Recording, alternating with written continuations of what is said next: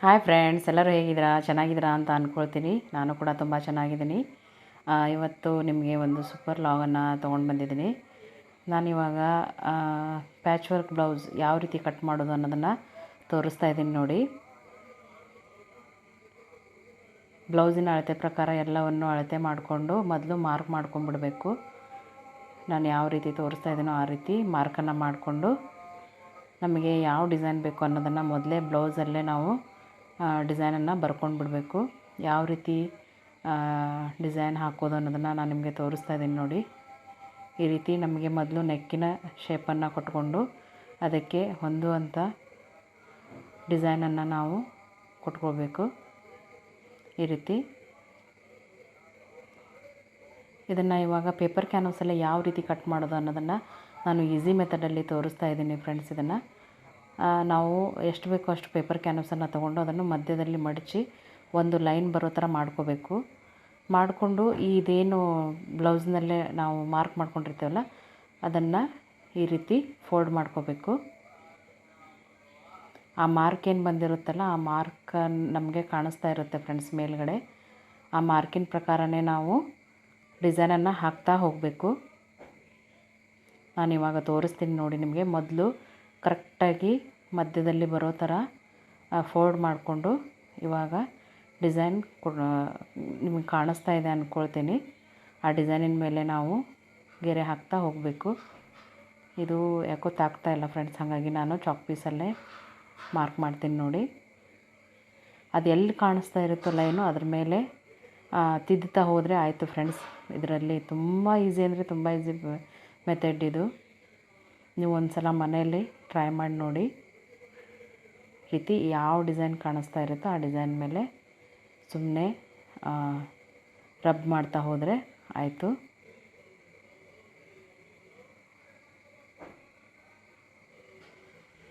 ಈ ರೀತಿ ನಿಮಗೆ ಕಾಣಲಿ ಅಂಥೇಳಿ ನಾನು ಜಾಸ್ತಿ ಪ್ರೆಸ್ ಮಾಡಿ ಅದನ್ನು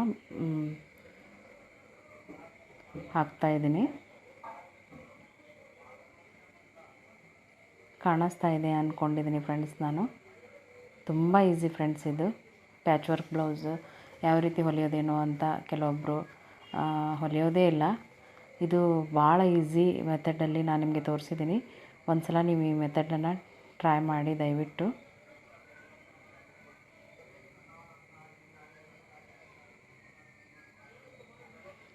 ಈ ರೀತಿ ಮಾಡಿಕೊಂಡು ಇವಾಗ ನಾವು ಬ್ಲೌಸ್ ಲೈನಿಂಗ್ ಬ್ಲೌಸ್ ಪೀಸ್ ಏನಿರುತ್ತಲ್ಲ ಅದರಲ್ಲಿ ಕಟ್ ಮಾಡಬಾರ್ದು ಫ್ರೆಂಡ್ಸ್. ಅದನ್ನು ಹಾಗೆ ಇಟ್ಟು ನಾವೇನು ಈ ಪೇಪರ್ ಕ್ಯಾನ್ವಸಲ್ಲಿ ಮಾರ್ಕ್ ಮಾಡ್ಕೊಂಡಿರ್ತೀವಲ್ಲ ಇದನ್ನು ಕಟ್ ಮಾಡಿ ತಗೊಂಡ್ಬಿಡ್ಬೇಕು. ಯಾವ ರೀತಿ ಕಟ್ ಮಾಡಬೇಕು ಅನ್ನೋದನ್ನು ತೋರಿಸ್ತಾ ಇದ್ದೀನಿ ನೋಡಿ ನಾನು ನಿಮಗೆ.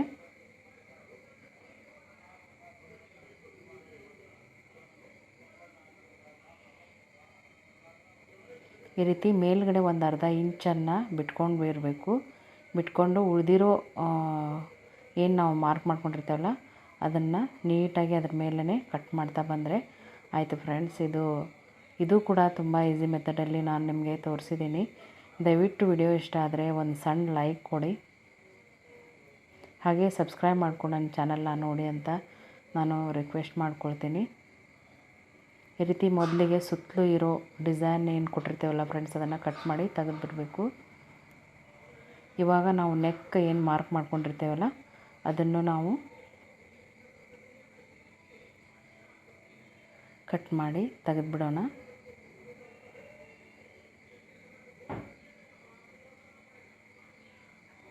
ಮೇಲ್ಗಡೆ ಅರ್ಧ ಇಂಚ್ ಬಿಡೋ ಕಾರಣ ಏನಂದರೆ ಫ್ರೆಂಡ್ಸ್ ಅದು ನಿಮಗೆ ಡಿಸೈನ್ ಆಚೆ ಈಚೆ ಆಗಲ್ಲ. ಹೊಲಿಯುವಾಗ ಕರೆಕ್ಟಾಗಿ ಬರುತ್ತೆ, ನೀಟ್ ಫಿನಿಶಿಂಗ್ ಬರುತ್ತೆ. ಈ ರೀತಿ ಇದ್ದರೆ ನೀವು ನೋಡ್ತಾ ಇರ್ಬೋದು ಯಾವ ರೀತಿ ಕಾಣಿಸ್ತಾ ಇದೆ ಅಂತ.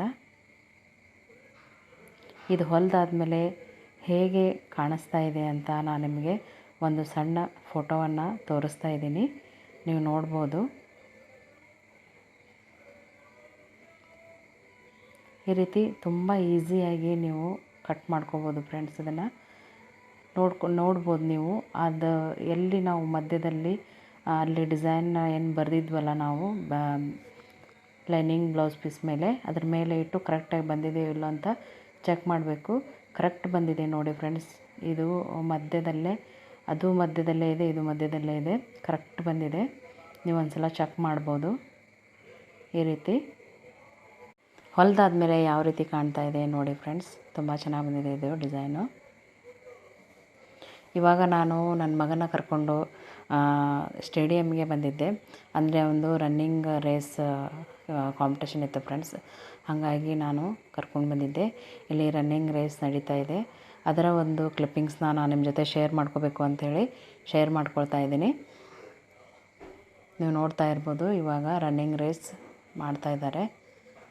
ಅವರಿಗೆ ತಯಾರಿಯನ್ನು ಕೊಡ್ತಾ ಇದ್ದಾರೆ. ನನಗೆ ಈ ರನ್ನಿಂಗ್ ರೇಸ್ ನೋಡಿ ನಮ್ಮ ಬಾಲ್ಯದ ನೆನಪು ತುಂಬ ಆಗ್ತಾಯಿತ್ತು. ನೀವು ನೋಡ್ತಾ ಇರ್ಬೋದು, ರನ್ನಿಂಗ್ ರೇಸಲ್ಲಿ ನನ್ನ ಮಗ ಓಡ್ತಾ ಇದ್ದಾನೆ.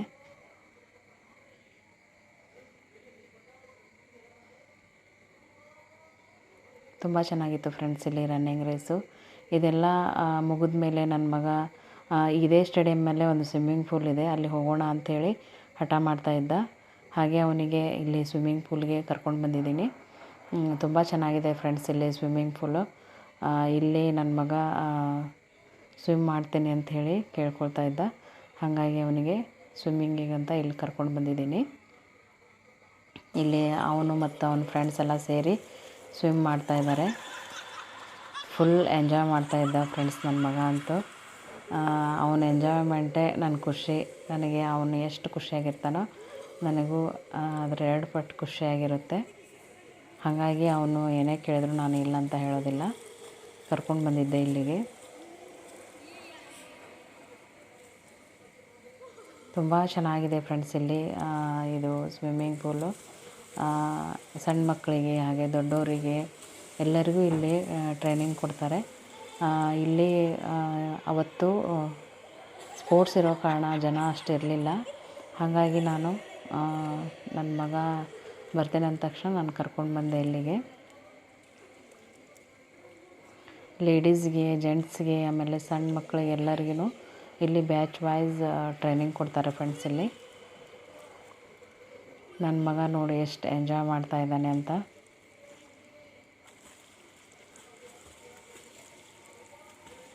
ಸ್ವಿಮ್ಮಿಂಗ್ ಹೆಲ್ತ್ ವೈಸ್ ತುಂಬ ಬೆಸ್ಟ್ ಅಂತ ಹೇಳ್ತಾರೆ. ಹಾಗಾಗಿ ನಾನು ಸ್ವಿಮ್ಮಿಂಗಿಗೆ ಜಾಸ್ತಿ ಪ್ರಿಫರೆನ್ಸ್ ಕೊಡ್ತೀನಿ. ಅವನು ಹೋಗ್ತೇನೆ ಅಂದಾಗಲೆಲ್ಲ ನಾನಾಗಲಿ ಅಥವಾ ನಮ್ಮ ಮನೆಯವರಾಗಲಿ ಕರ್ಕೊಂಡು ಹೋಗಿರ್ತೀವಿ. ಇವಾಗಿನ ಮಕ್ಕಳಿಗೆ ತುಂಬ ಅನುಕೂಲಗಳಿರುತ್ತಲ್ಲ ಫ್ರೆಂಡ್ಸ್. ನಮಗೆಲ್ಲ ಇಷ್ಟೆಲ್ಲ ಅನುಕೂಲಗಳಿರಲಿಲ್ಲ. ಬಟ್ ಈಗಿನ ಮಕ್ಕಳಿಗೆ ಪ್ರತಿಯೊಂದು ಅನುಕೂಲ ಇರುತ್ತೆ.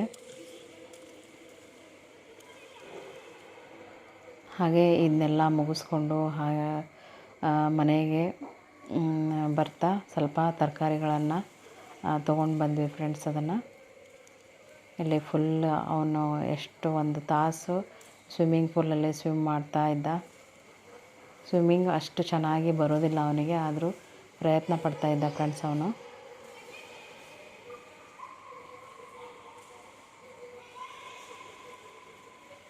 ನಿಮಗೆ ಈ ವಿಡಿಯೋ ಇಷ್ಟ ಆದರೆ ದಯವಿಟ್ಟು ಒಂದು ಸಣ್ಣ ಲೈಕ್ ಕೊಡಿ. ಹಾಗೆ ಸಬ್ಸ್ಕ್ರೈಬ್ ಮಾಡಿಕೊಂಡು ನಮ್ಮ ಚಾನಲ್ನ ನೋಡಿ. ಇದು ಸಿರ್ಸಿಯಲ್ಲಿರೋ ಸ್ಟೇಡಿಯಂ, ಮಾರಿಕಾಂಬಾ ಸ್ಟೇಡಿಯಮ್ನಲ್ಲಿ ಇದೆ ಫ್ರೆಂಡ್ಸ್ ಇದು ಸ್ವಿಮ್ಮಿಂಗ್ ಪೂಲು. ನಾವು ಸಿರ್ಸಿಯಲ್ಲಿರೋದ್ರಿಂದ ನಾವು ಆವಾಗವಾಗ ಇಲ್ಲಿ ಬಂದು ಹೋಗ್ತಾ ಇರ್ತೀವಿ. ಹೀಗೆ ಬರ್ತಾ ತರಕಾರಿಯನ್ನು ತೊಗೊಂಡು ಬಂದ್ವಿ. ನನ್ನ ಮಗ ತರಕಾರಿಯನ್ನು ಜೋಡಿಸ್ಕೊಡ್ತಾ ಇದ್ದ. ತುಂಬ ಹೆಲ್ಪ್ ಮಾಡ್ತಾನೆ ಫ್ರೆಂಡ್ಸ್ ನನ್ನ ಮಗ. ನನಗೆ ಕಿಚನಲ್ಲಿ ತಂದೆಲ್ಲ ಓದೋದು ಮುಗಿದ್ಮೇಲೆ ಏನಾದ್ರು ಹೆಲ್ಪ್ ಕೇಳಿದರೆ ಹೆಲ್ಪ್ ಮಾಡ್ತಾನೆ. ನನ್ನ ಜೊತೆನೇ ಇರ್ತಾನೆ ಅವನು ಕಿಚನಲ್ಲೇ. ತುಂಬ ನನಗೆ ಸಣ್ಣ ಪುಟ್ಟ ಹೆಲ್ಪ್ ಮಾಡ್ತಾ ಇರ್ತಾನೆ. ಈ ರೀತಿ ಮಾಡೋದ್ರಿಂದ ಮಕ್ಕಳಿಗೆ ಮೊಬೈಲ್ ಅವಾಯ್ಡ್ ಮಾಡ್ಬೋದು ಅಂಥೇಳಿ ನಾನು ಈ ಕಿಚನ್ನಲ್ಲಿರೋ ಸಣ್ಣ ಪುಟ್ಟ ಕೆಲಸ ಕೊಡ್ತೀನಿ. ಹಾಗೆ ಹೊರಗೂ ಸಹ ಒಂದೊಂದು ಸಣ್ಣ ಸಣ್ಣ ಕೆಲಸಗಳನ್ನು ಕೊಡ್ತಾ ಇರ್ತೀನಿ ಅವನಿಗೆ. ಈ ರೀತಿ ಮಾಡೋದ್ರಿಂದ ಅವನಿಗೂ ಸಹ ಒಂಥರ ಟೈಮ್ ಪಾಸ್ ಆಗುತ್ತೆ. ಹಾಗೆ ನಮ್ಮ ಜೊತೆ ಟೈಮ್ ಸ್ಪೆಂಡ್ ಮಾಡಿದಾಗೆ ಆಗುತ್ತೆ. ತುಂಬ ಚೆನ್ನಾಗಿ ಜೋಡಿಸ್ಕೊಟ್ಟ ಫ್ರೆಂಡ್ಸ್ ನನ್ನ ಮಗ ಎಲ್ಲನೂ. ಅವ್ನು ಜೋಡಿಸ್ಕೊಟ್ಟ ಮೇಲೆ ನಾನು ಒಂದೊಂದೇ ಕವರ್ನಲ್ಲಿ ಹಾಕಿ ಫ್ರಿಜ್ನಲ್ಲಿ ಸ್ಟೋರ್ ಮಾಡಿದೆ.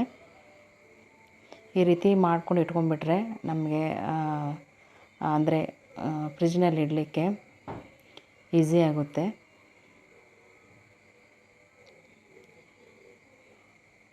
ಯಾವ ರೀತಿ ಜೋಡಿಸ್ತಾ ಇದ್ದಾನಂತೆ ನೋಡಿ. ಎಲ್ಲ ಚೆನ್ನಾಗಿ ಜೋಡಿಸಿದ್ದ ಫ್ರೆಂಡ್ಸ್ ಅವನು. ಇವಾಗ ಇವನ್ನೆಲ್ಲವನ್ನು ನಾನು ಕವರ್ನಲ್ಲಿ ಹಾಕಿಡ್ತೀನಿ. ಹಾಗೆ ಇದು ಮಾರನೇ ದಿನದ ಲಾಗ್ ಫ್ರೆಂಡ್ಸ್. ಇಲ್ಲಿ ನಾನು ಬೆಳಿಗ್ಗೆ ದೋಸೆ ಮಾಡೋಣ ಅಂಥೇಳಿ ಮಾಡ್ತಾಯಿದ್ದೆ. ಅದನ್ನು ನಿಮ್ಮ ಜೊತೆ ಶೇರ್ ಮಾಡ್ಕೊಳ್ಳೋಣ ಅಂತ ಮಾಡ್ಕೊಳ್ತಾ ಇದ್ದೀನಿ. ಇದಕ್ಕೆ ನಾನು 2 ಗ್ಲಾಸ್ ಅಕ್ಕಿ ಹಿಟ್ಟನ್ನು ತೊಗೊಂಡು ಜರಡಿ ಹಿಡಿತಾ ಇದ್ದೀನಿ. 2 ಗ್ಲಾಸ್ ಅಕ್ಕಿ ಹಿಟ್ಟು ನೀವು ನೋಡ್ತಾ ಇರ್ಬೋದು. ಈ ಗ್ಲಾಸಿಂದ 2 ಗ್ಲಾಸ್ ಅಕ್ಕಿ ಹಿಟ್ಟನ್ನು ಹಾಕ್ಕೊಂಡಿದ್ದೀನಿ ಫ್ರೆಂಡ್ಸ್ ನಾನು. ತುಂಬ ಈಸಿ ಫ್ರೆಂಡ್ಸ್ ಈ ದೋಸೆ ಮಾಡೋದು. ನೀವು ಸಡನ್ನಾಗಿ ದೋಸೆ ತಿನ್ನಬೇಕು ಅಂದರೆ ಈ ರೀತಿ ಮಾಡ್ಕೊಂಡು ತಿನ್ಬೋದು. ಹಾಗೆ ನಾನು 2 ಗ್ಲಾಸ್ ಅಕ್ಕಿ ಹಿಟ್ಟಿಗೆ ಒಂದು 4-5 ಸ್ಪೂನು ಸಣ್ಣ ರವೆ, ಮೀಡಿಯಮ್ ರವೆ, ಬಾಂಬೆ ರವೆ ಅಂತೀವಲ್ಲ ಆ ರವಾನ ಹಾಕ್ಕೊಳ್ತಾ ಇದ್ದೀನಿ.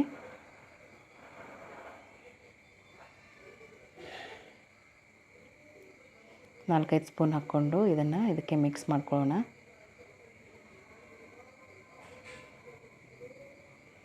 ಇವಾಗ ಇದಕ್ಕೆ ಸ್ವಲ್ಪ ಗೋಧಿ ಹಿಟ್ಟನ್ನು ಸಹ ನಾವು ಸೇರಿಸ್ಕೊಳ್ತಾ ಇದ್ದೀನಿ ಫ್ರೆಂಡ್ಸ್ ನಾನು. ಒಂದು ಅರ್ಧ ಬೌಲಷ್ಟು ಗೋಧಿ ಹಿಟ್ಟಾದರೆ ಸಾಕು. ಹಾಗೆ ಸ್ವಲ್ಪ ಉಪ್ಪನ್ನು ಹಾಕ್ಕೊಳ್ತಾ ಇದ್ದೀನಿ. ಸ್ವಲ್ಪ ಸಣ್ಣಗೆ ಹೆಚ್ಚಿರೋ ಕೊತ್ತಂಬರಿ ಸೊಪ್ಪನ್ನು ಸಹ ನಾನು ಇದಕ್ಕೆ ಸೇರಿಸ್ಕೊಳ್ತಾ ಇದ್ದೀನಿ. ಸ್ವಲ್ಪ ಸಣ್ಣಗೆ ಹೆಚ್ಚಿಟ್ಕೊಂಡಿರೋ ಈರುಳ್ಳಿಯನ್ನು ಸಹ ನಾನು ಇದಕ್ಕೆ ಸೇರಿಸ್ಕೊಳ್ತೀನಿ. ಒಂದು 4-5 ಹಸಿಮೆಣಸಿನಕಾಯಿನ ಸಣ್ಣದಾಗಿ ಹೆಚ್ಚಿಟ್ಕೊಂಡು ಹಾಕ್ಕೊಳ್ತಾ ಇದ್ದೀನಿ ಫ್ರೆಂಡ್ಸ್ ನಾನು. ಹಾಗೆ ಒಂದು ಕ್ಯಾರೆಟನ್ನು ತುರಿದು ಹಾಕ್ಕೊಳ್ಬೇಕು. ಟೇಸ್ಟ್ ಮಾತ್ರ ಸೂಪರಾಗಿರುತ್ತೆ ಫ್ರೆಂಡ್ಸ್. ನೀವು ಒಂದು ಸಲ ಟ್ರೈ ಮಾಡಿ ನೋಡಿ. ಹಾಗೆ ಹೇಗೆ ಬಂತು ಅಂತ ನನಗೆ ಕಮೆಂಟ್ ಮಾಡಿ ತಿಳಿಸಿ ದಯವಿಟ್ಟು. ಒಂದು ಕ್ಯಾರೆಟ್ ತುರಿಯನ್ನು ಇಷ್ಟು ಹಾಕ್ಕೊಂಡು ಇವಾಗ ಎಲ್ಲನೂ ಒಂದು ಸಲ ಹಾಗೆ ಡ್ರೈ ಮಿಕ್ಸ್ ಮಾಡ್ಕೋಬೇಕು ಫ್ರೆಂಡ್ಸ್. ಇದನ್ನು ಅಂದರೆ ಎಲ್ಲ ಕಡೆಯೂ ಅದು ಹೊಂದ್ಕೊಳ್ಬೇಕು. ಈ ರೀತಿ ಮಿಕ್ಸ್ ಮಾಡಿ ನೀರನ್ನು ಸೇರಿಸ್ಕೋಬೇಕು. ಸ್ವಲ್ಪ ತೆಳುವಾದರೂ ತೊಂದರೆ ಇಲ್ಲ ಫ್ರೆಂಡ್ಸ್. ಇದು ತುಂಬ ಚೆನ್ನಾಗಿ ಬರುತ್ತೆ ದೋಸೆ. ಈ ರೀತಿ ಹಾಕ್ಕೊಂಡು ನಾವು ಈ ಹಿಟ್ಟು ಮಿಕ್ಸ್ ಮಾಡೋ ಮಿಕ್ಸರ್ ಇರುತ್ತಲ್ಲ ಫ್ರೆಂಡ್ಸ್, ಅದರಲ್ಲಿ ಮಿಕ್ಸ್ ಮಾಡ್ಕೋಬೇಕು. ಈ ರೀತಿ ಇದರಲ್ಲಿ ಮಿಕ್ಸ್ ಮಾಡ್ಕೊಳ್ಳೋದ್ರಿಂದ ಬೇಗ ಗಂಟೆಲ್ಲ ಇದ್ದರೆ ಒಡೆದು ಹೋಗಿಬಿಡುತ್ತೆ. ಬೇಗ ಬೇಗ ನಾವು ಹಿಟ್ಟನ್ನು ಕಲಿಸ್ಕೋಬೋದು. ಈ ರೀತಿ ಮಾಡ್ತಾ ಮಾಡ್ತಾ ಸ್ವಲ್ಪ ಇನ್ನೂ ನೀರು ಬೇಕಾದ್ರೆ ನೀರು ಹಾಕ್ಕೊಂಡು ಮಿಕ್ಸ್ ಮಾಡ್ಕೋಬೇಕು ಫ್ರೆಂಡ್ಸ್. ಇದನ್ನು ಎಷ್ಟು ತೆಳುವಾದ್ರೂ ದೋಸೆ ತುಂಬ ಚೆನ್ನಾಗಿ ಬರುತ್ತೆ. ಏನು ಹರಿಯುತ್ತೆ ಅನ್ನೋ ಇದು ಇರಲ್ಲ. ಆಮೇಲೆ ಹೇಳ್ತಾವೋ ಇಲ್ಲೋ ಅಂಥೇಳಿ ಭಯ ಪಡೋ ಅಂಥ ಅವಶ್ಯಕತೆಯೂ ಇರಲ್ಲ. ತುಂಬ ಚೆನ್ನಾಗಿ ಬರುತ್ತೆ ಈ ದೋಸೆ. ಈ ರೀತಿ ಮಿಕ್ಸ್ ಮಾಡಿಕೊಂಡು ನಾನು ಇದಕ್ಕೆ ಒಂದು 4-5 ಸ್ಪೂನು ಮೈದಾ ಹಿಟ್ಟನ್ನು ಸೇರಿಸ್ಕೊಂಡಿದ್ದೀನಿ ಫ್ರೆಂಡ್ಸ್. ಅದು ಸ್ಕಿಪ್ ಆಗಿದೆ ವಿಡಿಯೋ. ಅದನ್ನು ನಾನು ಒಂದು 4-5 ಸ್ಪೂನ್ ಮೈದಾ ಹಿಟ್ಟನ್ನು ನಾನು ಇದಕ್ಕೆ ಸೇರಿಸ್ಕೊಂಡಿದ್ದೀನಿ. ಈ ರೀತಿ ಚೆನ್ನಾಗಿ ಒಂದು ಸಲ ಮಿಕ್ಸ್ ಮಾಡ್ಕೋಬೇಕು. ಮಿಕ್ಸ್ ಮಾಡಿಕೊಂಡು ಒಂದು 10 ನಿಮಿಷ ಹಾಗೆ ಬಿಟ್ಬಿಡಬೇಕು ಫ್ರೆಂಡ್ಸ್. ಇದನ್ನು 10 ನಿಮಿಷ ಆಗಲಿ ಅಥವಾ ಒಂದು 5 ನಿಮಿಷ ಆಗಲಿ ಹಂಚ್ಕಾಯೋವರೆಗೂ ಬಿಟ್ಟರೂ ಸಾಕು. ಇದು ಒಂದು 5 ನಿಮಿಷ ಹಾಗೆ ಇರಲಿ. ಇವಾಗ ನಾನು ನಿಮಗೆ ನೀರು ಚಟ್ನಿ ಅಂತೀವಲ್ಲ ಚಟ್ನಿಯನ್ನು ಮಾಡೋದನ್ನು ತೋರಿಸ್ತಾ ಇದ್ದೀನಿ ದೋಸೆಗೆ. ಒಂದು ಸ್ವಲ್ಪ ಕೊಬ್ಬರಿಯನ್ನು ಹಾಕ್ಕೊಂಡಿದ್ದೀನಿ ಹೆಚ್ಚಿ. ಅದಕ್ಕೆ ಇವಾಗ ಸ್ವಲ್ಪ ಬೆಳ್ಳುಳ್ಳಿಯನ್ನು ಹಾಕ್ಕೊಳ್ತಾ ಇದ್ದೀನಿ. ಹಾಗೆ ಒಂದು 3 ಹಸಿಮೆಣಸಿನ್ಕಾಯನ್ನು ಮುರಿದು ಹಾಕ್ಕೊಳ್ತಾ ಇದ್ದೀನಿ. ಸ್ವಲ್ಪ ಉಪ್ಪನ್ನು ಹಾಕ್ಕೊಳ್ತಾ ಇದ್ದೀನಿ. ಹಾಗೆ ಸ್ವಲ್ಪ ಬೆಲ್ಲವನ್ನು ಹಾಕ್ಕೊಳ್ತಾ ಇದ್ದೀನಿ. ಇದನ್ನ ಇವಾಗ ಪೇಸ್ಟ್ ಮಾಡ್ಕೊಂಬರೋಣ ಫ್ರೆಂಡ್ಸ್. ನೋಡಿ ಈ ರೀತಿ ಆಗಿದೆ. ಇದು ಟೇಸ್ಟ್ ಮಾತ್ರ ಸೂಪರಾಗಿರುತ್ತೆ ಫ್ರೆಂಡ್ಸ್ ಅದು ಚಟ್ನಿ. ಇವಾಗ ನಾನು ನಿಮಗೆ ದೋಸೆಯನ್ನು ಮಾಡಿ ತೋರಿಸ್ತಾ ಇದ್ದೀನಿ. ನಾನು ಒಂದು ಈರುಳ್ಳಿಯನ್ನು ಕಟ್ ಮಾಡಿ ಎಣ್ಣೆಯಲ್ಲೇ ಹಾಕಿಟ್ಕೊಂಡಿದ್ದೆ. ಅದೇ ಎಣ್ಣೆಯಿಂದ ತವಾಗೆ ಹಚ್ಚಿದ್ದೀನಿ. ಮೊದಲು ಒಂದು ದೋಸೆಯನ್ನು ತೆಗೆದು ನಮ್ಮ ಪದ್ಧತಿಯಲ್ಲಿ ಒಂದು ದೋಸೆಯನ್ನು ಮೊದಲೇ ದೋಸೆಯನ್ನು ಮಾಡಿ ಚೆಲ್ತೇವೆ ಫ್ರೆಂಡ್ಸ್ ನಾವು. ಯಾಕಂದರೆ ಅದನ್ನು ತಿನ್ನಬಾರ್ದು ಅಂತ ಏನೋ ಪದ್ಧತಿ ಇದೆ ನಮ್ಮ ಸೈಡ್. ಹಾಗಾಗಿ ಮೊದಲನೇ ದೋಸೆಯನ್ನು ಮಾಡಿ ಚೆಲ್ಲಿದೆ ನಾನು. ಇವಾಗ 2ನೇ ದೋಸೆಯನ್ನು ನಿಮಗೆ ಮಾಡಿ ತೋರಿಸೋಣ ಅಂಥೇಳಿ ಮಾಡ್ತಾಯಿದ್ದೀನಿ. ಈ ರೀತಿ ಸ್ವಲ್ಪ ಹೊತ್ತೆಲ್ಲ ಬೆಂದಮೇಲೆ ತಾನೇ ಅದು ಸೈಡಲ್ಲೆಲ್ಲ ಬಿಟ್ಕೊಳ್ಳುತ್ತೆ ಫ್ರೆಂಡ್ಸ್. ಅದು ಹಾಗೆಲ್ಲ ಅದೆಲ್ಲ ಬಿಟ್ಟ ಮೇಲೆ ಇವಾಗ ದೋಸೆಯನ್ನು ತಿರುವಿ ಹಾಕ್ಕೊಳ್ಳೋಣ.